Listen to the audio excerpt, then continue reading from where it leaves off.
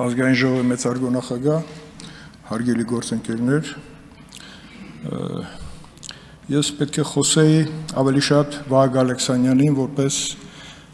ազգային ժողովի նախագահի տեղակալի տեխնացուի կարևոր որակումների մասին, որի մասին մասամբ նշեց Վահագն Ալեքսանյանի ներկայացնող մեր գործընկեր Արուսակ Ջուլհակյանը, բայց ես էլ կարող էի բան ավելացնել, որովհետև Վահագն Ալեքսանյանը պատգամավոր դառնալուց հետո ներգրաված եղել Պաշտպանության եւ Անվտանգության հանձնաժողովի աշխատանքներում մինչև հիմա,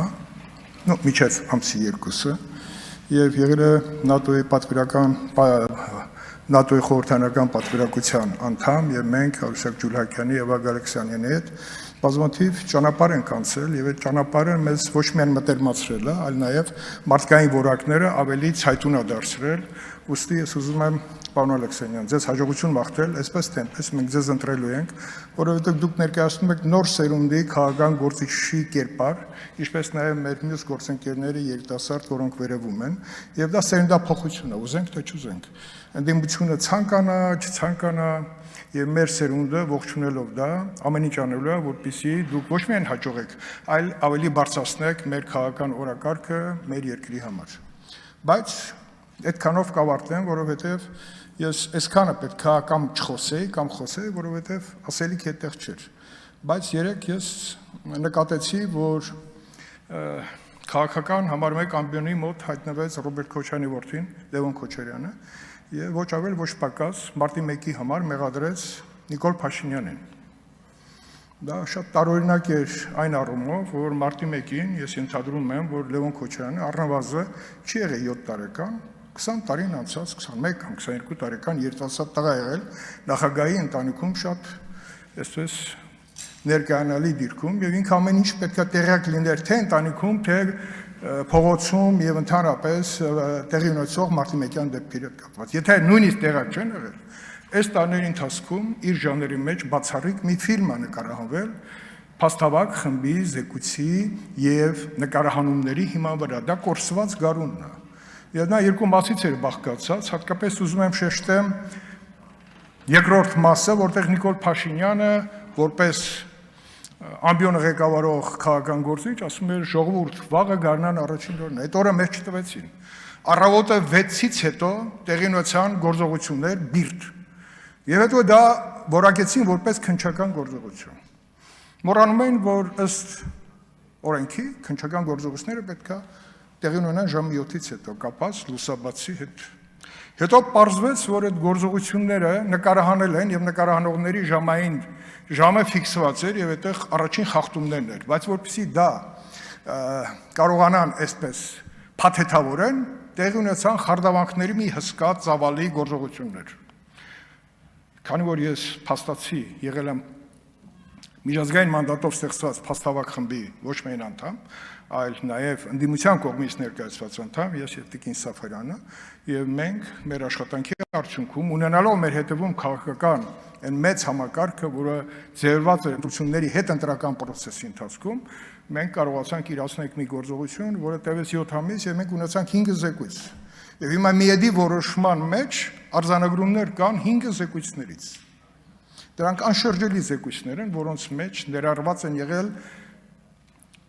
ներքին զորքերի սպա կապիտան Համլետ Թադևոսյանի հանգամանքներից սկսած մինչև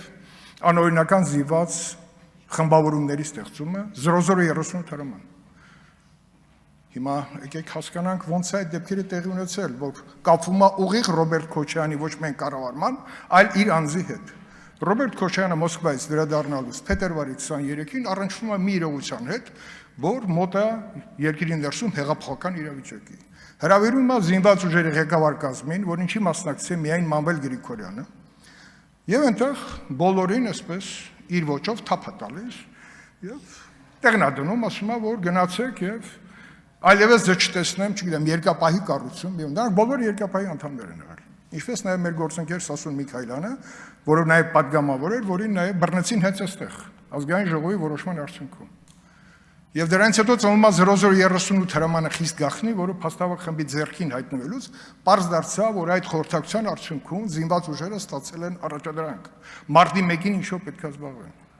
Եվ հիմա ուզում եմ հետ դառնամ եւ սկսենք 96 թվականից հետո ընտրությունների արդյունքում ճգնաժամը հաղթահարելու լուծում Լևոն Տեր-Պետրոսյանը գտավ, որ Ռոբերտ Քոչարյանին պետք է հրավիրի Հայաստան եւ նշանակի վարչապետ, որպեսզի Ղարաբաղի հարցը լուծվի։ Կարծում եմ Տեր-Պետրոսյանը սխալվեց։ Ռոբերտ Քոչարյանը Լաչինի միջանցք անցնելու պայից սկսած մտածում էր իշխանությունը ոնց վերցնի Լևոն Տեր-Պետրոսյանից։ Դա ակնհայտ էր, որտեղ այդ գործողությունները սկսեցին մեկ մյուսին հաջորդել, բայց դրան զուգահեռ Հայաստանի ներսում տեղի ունենում քաղաքական լուրջ սպանություններ։ 98 թվական դեկտեմբերի 9 Վարամ Խորխորոնի, 99 թվական փետրվար Արսուն Մարգարյան։ Գիտեք ոնց, մեկ էլ պարզվում է դրանից առաջ շատ տրամաբանված Աղբան Հովսեփյանին Ռոբերտ Քոչարյանը սկզբից ստանում է քննչական մարմնի ղեկավար դատախազության, հետո երբ որ արդեն իշխանությունը բավարար էր նրան գլխավոր դատախազ նշանակելու, նշանակում է եւ տեղի են ունենում այս սպանությունների տարօրինակ փաթեթավորումներ։ Հետո կանդրադառնում հոկտեմբերի 27-ին։ Փաթեթավորումը ո՞րն էր։ Խորխորնու սպանությունը այդպես էլ չմնաց բացահայտված մինչև վերջերս, բայց պարզվում է 98 թվականին մինչև հոկտեմբերի 27-ը սպանողները ձերբակալված են եղել, գաղտնի պահվել են եւ հետո հոկտեմբերի 28-ից հետո նրանք բարեհաջող հայտնվել են Լեռնային Ղարաբաղում։ Հարցը չի առաջանում։ Այդ ոնց։ Ես այդ հարցը տվել եմ Աղբան Հովսեփյանից հետո նշանակված Բորիս Նազարյանին եւ ես պատասխան չեմ ստացել։ Հեռախոսով մենք մտերիմ ենք եղել, ոնց է։ Գագիկ Ջանգիրյանը չգիտի, Վազգեն Սարգսյանի մտերիմ շրջապատը չգիտի, ինչ է տեղի ունենում, բայց ես հիշեցնեմ, որ Պաշտպանության նախարարությունում հավաքված սպայակազմը պայման էր դրել Սերժ Սարգսյանի առաջ, որ անմիջապես ժամանակ երթվող բացահայտվի Վարամ Խորխորնի սպանությունը։ Դեռ չգիտենք, որ Արսուն Մարգարյանի սպանությունը հետևում սպասում է։ Արսուն Մարգարյանի սպանությունը այսպես առեղծված ինքնասպանության այս դրսևորումը երկու մահաբեր կրակոցի կամ մեկ մահաբեր կրակոցի, այդպես էլ այդ խնդիրը չլուծեց մինչև վերջերս։ Երբ որ գնում եք Եռաբլուրում, Աշթեյուրը Արսուն Մարգարյանի գերեզմանն է, որտեղ արտաշիրիմում է տեղի ունեցել, որտեղ նոր պարզվեց, որ Արսուն Մարգարյանի ձեռքը այնպես է վնասված, որ ինքը ձեռքով չէր կարա բաճկոնի հետևից կրակել գալքի։ Եվ հիմա կալանքի որոշում է կասել, թե ինչի արդարացի Թիկնապաների մասով է, թիկնապաների առեղծված է, այսպես, որտեղից եկան, ուր գնացին, այդպես էլ նախաքննական մարմինը չկարողացավ լուծում գտնի, որտեղ են նրանք, որտեղից հայտնվեցին, ուր գնացին, նրանք մեկը գտնվում է Ֆրանսիայի տարածքում, գիտեմ, Արսեն անունով։ Բայց դա արդեն նախաքննական մարմնի արդեն աշխատանքը պետք է լինի, որի խնդիրը պետք է լուծում ստանա։ Հիմա գանք ինչ տեղի ունեցավ հետագա զարգացումներում։ Իշխանության խնդիր էր։ Վազգեն Սարգսյանը եւ Կարեն Դեմիրճյանը ձևավորեցին նոր իշխանություն, որովհետեւ Վազգեն Սարգսյանը համոզված էր, որ երկրում պետք է ձևավորի համերաշխության մթնոլորտ։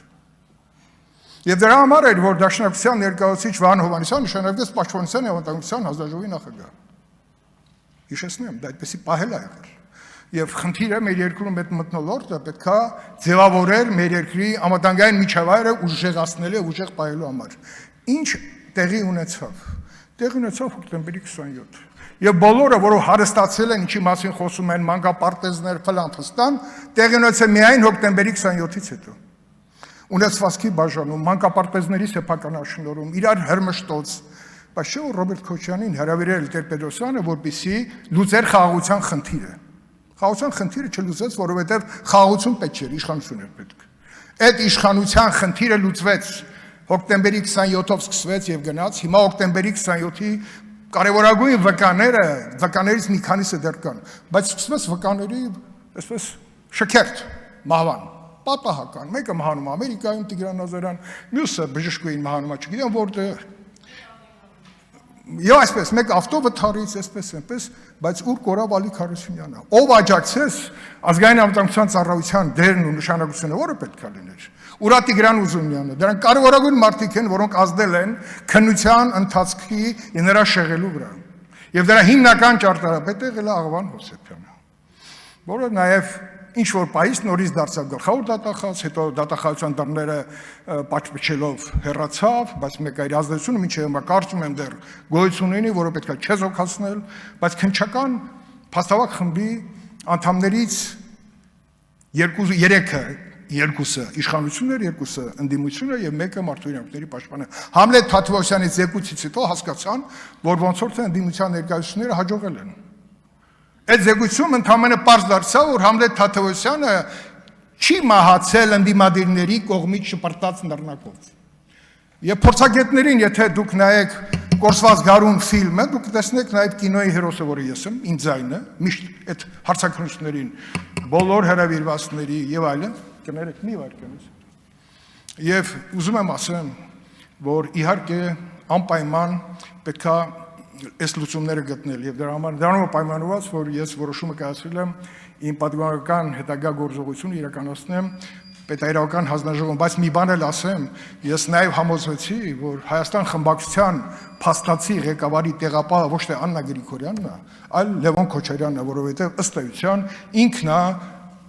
հակադարձում այն մեղադրանքները, որը կապված է իր հոր կառավարման տարիների հետ։ Շնորհակալություն։